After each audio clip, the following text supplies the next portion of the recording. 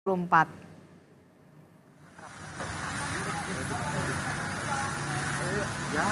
Ya, ini dia rombongan dari Prabowo Subianto dan juga Gibran Rakabuming Raka menuju ke gedung KPU Republik Indonesia, keluar dari kediaman di Kertanegara menuju ke gedung KPU untuk menghadiri penetapan pemenang Pilpres 2024.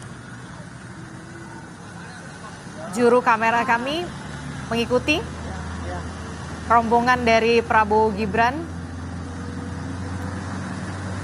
menuju ke gedung KPU. Sementara untuk di gedung KPU ini memang sudah ramai sekali. Ketua umum partai politik khususnya koalisi Prabowo Gibran ini memang sudah hadir. Tadi juga ada Ketua Umum Partai Demokrat Agus Harimurti Yudhoyono, kemudian juga tadi ada Ketua Umum Partai Golkar Erlangga Hartarto. Tadi juga saya sempat melihat Ketua Umum Partai Amanat Nasional Zulkifli Hasan, Ketua TKN Prabowo Gibran Rosan Roslani, ada juga Bahlil Lahadalia, bahkan tadi juga saya melihat ada Menko Polhukam Hadi Cahyanto juga hadir di KPU. Dan memang menurut jadwal pada pukul 10 pagi ini akan ada penetapan pemenang Pilpres 2024 di gedung KPU. Tadi kita melihat juga ada Mendagri. Ya, Pak Tito ya. Tito Karnavian juga memang sudah hadir di KPU. Ramai sekali tampaknya, kompak menggunakan kemeja putih. Pak Tito menggunakan seragam.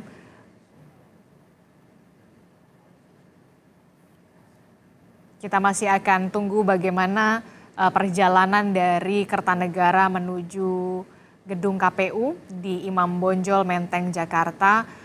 Yang juga menarik juga informasinya dari Capres Pemilu 2024 nomor urut 01, begitu ada Anies Baswedan. Rencananya memang terkonfirmasi untuk hadir, tapi kita akan lihat nanti akan benar-benar hadirkah ke KPU bersama dengan Muhaimin. Ganjar Mahfud belum, sampai saat ini belum terkonfirmasi, tapi mungkin saja nanti akan ada perubahan atau semacamnya, kita tidak tahu, tapi nanti kita akan nantikan bersama. Termasuk juga ini yang saya juga nantikan adalah bagaimana mengakhiri polemik Pilpres ini, ya kan? Tadi sesuai dengan Gibran di Solo mengatakan kita rangkul semuanya, apalagi 01 dan juga 03 juga sudah mengucapkan selamat, termasuk juga partai mana yang kemudian akan disambangi begitu atau dikunjungi untuk bersilaturahmi, siapa partai pertama, itulah yang kemudian juga membuat kita penasaran pastinya yang untuk diajak bergabung. Tapi tadi Kang Ujang mengatakan demokrasi yang sehat tetap harus ada pengawasan di luar pemerintahan. Jangan sampai seperti apa ya, orkestra seirama dan sekata begitu ya kan. Nanti rakyat ditinggalkan, itu jangan sampai itu. Jadi elitnya enak, rakyat ditinggalkan. Nah, itu tanda-tanda bahwa tidak ada oposisi yang kuat itu. Dan dimanapun di negara demokrasi manapun butuh keseimbangan. Misalkan di Amerika pun ya walaupun mereka dua partai kuat ya gitu ya. Kalau demokratnya berkuasa ya republiknya sangat keras mengkritisi. Begitu juga sebaliknya. Nah di kita walaupun multi partainya besar ya, kalau ada yang berkuasa, katakanlah koalisi yang berkuasa, maka ada juga koalisi yang lain juga yang harus mengingatkan. Kan hidup ini sederhana Mbak Disti ya. Butuh keseimbangan. Ada perempuan, ada laki-laki, siang malam, ya baik buruk gitu ya, semua termasuk dalam konteks pemerintahan. Ada yang di sana, ada yang di sini, ada yang di dalam, ada yang di luar, ada yang memerintah, ada yang juga menjadi oposisi. Nah inilah sebenarnya Tuhan ciptakan ini semua sebagai bagian untuk mengingatkan kita semua bahwa ya kalau sesuatu kehidupan ini termasuk kehidupan demokrasi, kehidupan bernegara akan untuk sehat atau ingin sehat, makanya keseimbangan terus ada. Nggak boleh juga bandulnya misalkan kekuasaan terlalu kuat, tadi akan otoriter, akan abuse of power, akan korup, pasti dijamin. Dan itu yang memang harus dicegah. Harus dicegah, ya jangan sampai gini, pencegahan, pengawasan atau controlling itu jangan sampai dari masyarakat. Tapi diambil oleh partai politik gitu ya. Partai politik yang memang kuat dan tangguh tadi untuk menjadi oposisi. Itu penting. Karena kalau partai politiknya tidak mau ada yang jadi oposisi, kan lucu. Mestinya akhirnya diambil oleh rakyat, oleh akademisi, oleh civil society. kan sesuatu yang tidak bagus begitu.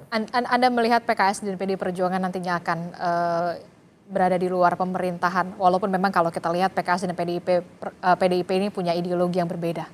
Ya, memang tidak ketemu dalam konteks politik nasional, tapi jangan lupa di pilkada ketemu. Oke. Jadi saya melihat walaupun ideologinya berbeda, satu nasionalis, satu Islam, kepentingannya juga berbeda.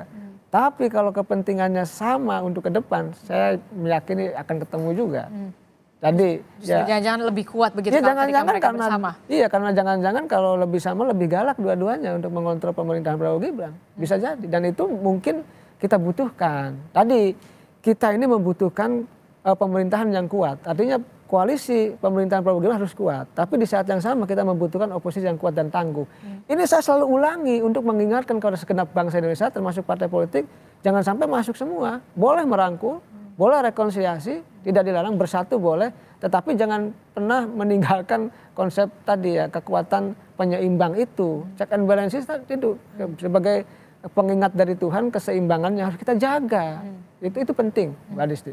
Check and balances itu penting karena untuk tetap bisa mengawasi jalannya pemerintahan begitu ya, tetap harus ada begitu, karena memang demokrasi yang sehat memang harusnya seperti itu. Harus ada. Nah, kalau kita lihat nih, ini dia ada Ketua Umum dari Partai Solidaritas Indonesia, ada Kaesang Pangarep yang nampaknya lagi menunggu sang kakak begitu ya untuk hadir di gedung KPU bersama dengan Prabowo Gibran untuk sama-sama menyaksikan penetapan pemenang Pilpres 2024. Nah, ini dia dengan menggunakan kemeja berwarna atau jaket begitu ya berwarna merah, ada mawarnya begitu di belakang gitu kan.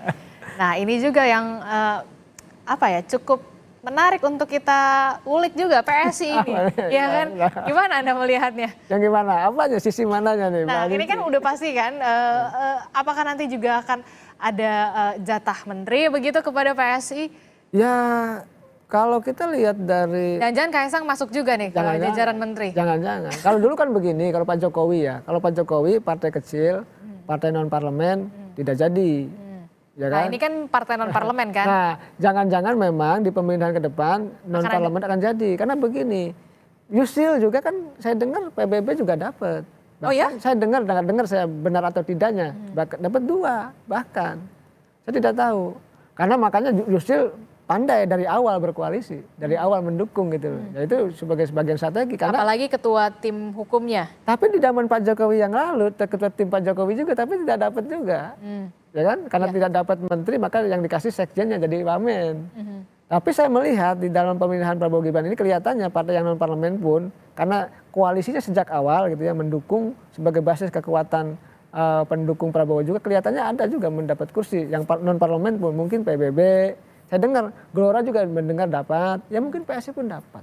Saya melihatnya seperti itu sih. Satu-satu dapat lah ya. Kelihatan sih dapat lah. Tapi Anda melihat Kaesang akan menduduki porsi itu? Soal Kaesang atau bukan, saya tidak tahu. Tapi PSI-nya kelihatannya akan ada dapat jatah itu. Saya melihat begitu. Itu. Tapi ya apapun itu ya tergantung dari Prabowo Gibran itu sendiri ya, yang menentukan, yang punya hak prerogatif untuk menentukan siapa yang akan dipilihnya, baik dalam partai politik pendukungnya maupun pengusungnya maupun dari kalangan profesional.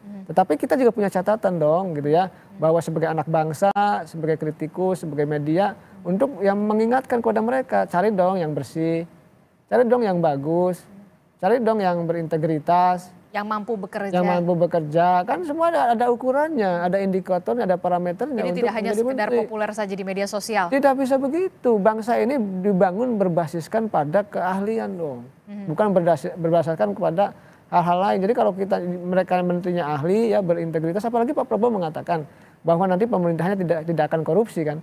Ya. Cari dong, ya betul kan. Jadi menteri-menterinya nanti jangan ada yang terindikasi. Kalau dulu kan periode Jokowi pertama ditandai oleh KPK tuh. Oh, udah ada. Ya, padahal belum tentu juga benar gitu. Yang periode kedua enggak, di-los-los aja. Yang terindikasi korupsi itu banyak. Bahkan menteri-menteri yang sekarang terindikasi korupsi aman-aman aja tuh.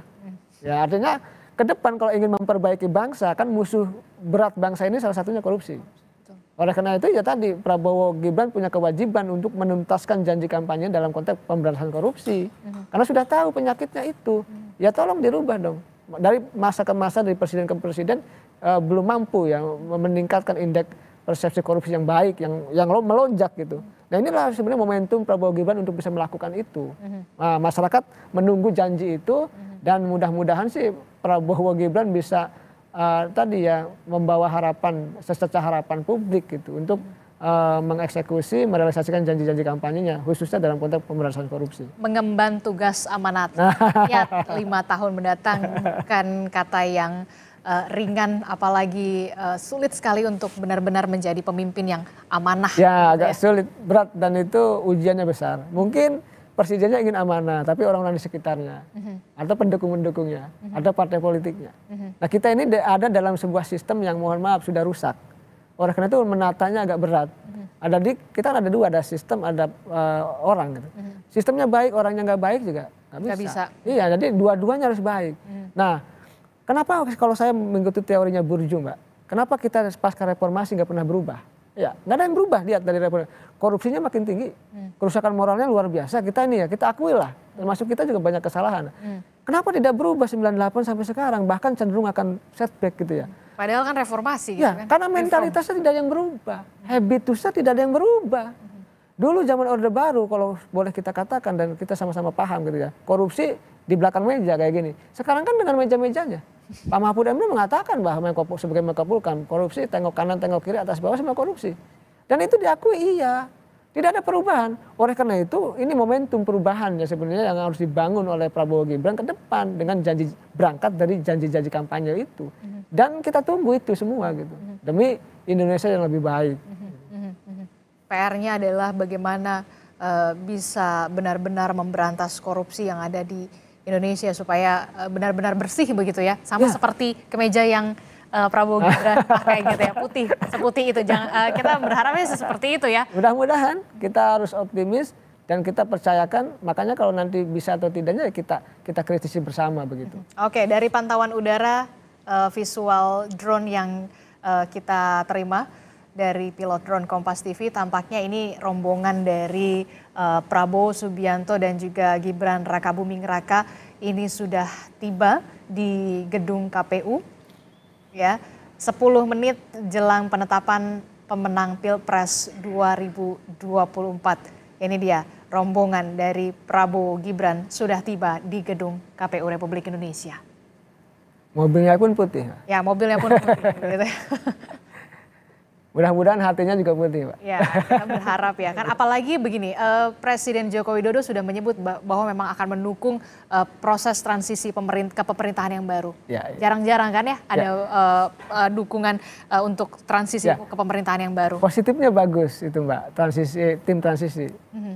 Tetapi kalau boleh saya lanjutkan ya, kritik sebenarnya tim transisi itu harus dibangun oleh pemerintahan yang baru. Ini siapa nih, Pak? Oh, itu. Ada Prabowo Subianto, Gibran Rakabuming Raka, kemudian sudah tiba, kita simak bersama, kita lihat. Ada Mbak Titi juga ya? Ada di belakang.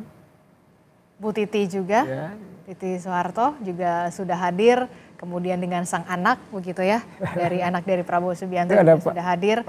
Kita tampaknya akan ada pernyataan dari Prabowo Subianto dan juga Gibran Rakabuming Raka, kita coba simak bagaimana pernyataannya berikut ini.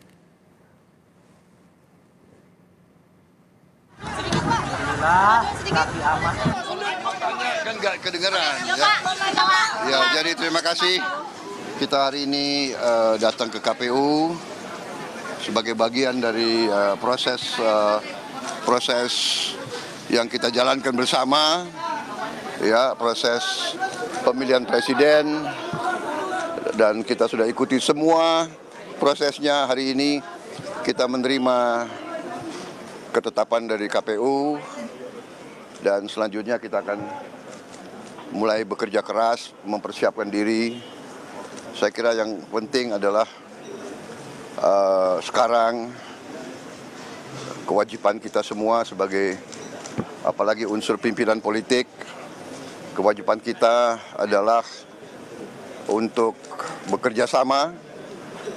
Rakyat berharap dan menuntut semua pimpinan politik untuk bekerja sama, bekerja untuk rakyat. Saya kira itu dari saya sementara ya. Terima kasih ya. Jadi kita mau